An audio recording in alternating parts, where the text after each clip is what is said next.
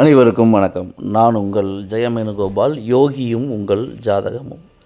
யோகி அப்படிங்கிற கிரகம் உங்கள் ஜாதகத்தில் எப்படி இருக்குன்னு பார்க்கணும். எப்படி இருக்குது மீன்ஸ் ஆட்சியாக இருக்கா, உச்சமாக இருக்கா, நீசமாக இருக்கா, வக்ரமாக இருக்கா, திரிசூனியத்தில் இருக்கா, பாதகத்தில் இருக்கா, மொத்தத்தில் உங்கள் ஜாதகத்தில் யோகியோடைய நிலைமை என்ன அப்படிங்கிறத பார்க்கணும். அதுக்கடுத்து அந்த யோக கிரகம் தசாபுத்தி நடத்தணும்னு பார்க்கணும்.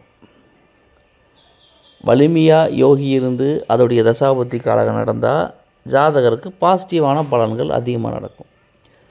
அதே யோகியான கிரகம் வலு குறைந்திருந்து அதோடைய தசாபுத்தி நடந்தாலும் அதற்கு தகுந்தபடி உங்கள் ஜாதகத்தில் பலன்களுடைய விகிதம் குறையும்.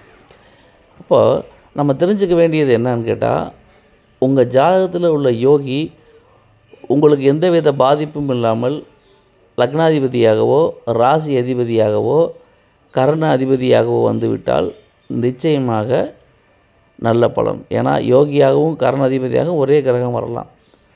அப்போ யோகி தான் ஜாதகத்தில் மிக மிக நல்ல பலன்களை பெற்றுத்தரக்கூடிய கிரகம்.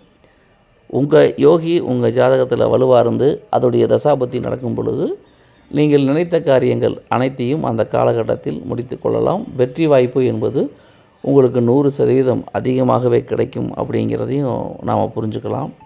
இது எல்லாமே பொதுவான தகவல் தான். யோகி நல்லா இருந்தால் நல்ல பலன் கண்டிப்பாக கிடைக்கும். யோகியுடைய தன்மையை பொறுத்து உங்களுக்கு கிடைக்க வேண்டிய நன்மையுடைய சதவிகிதம் இருக்கும் என்பதை புரிந்து கொள்ளுங்கள்.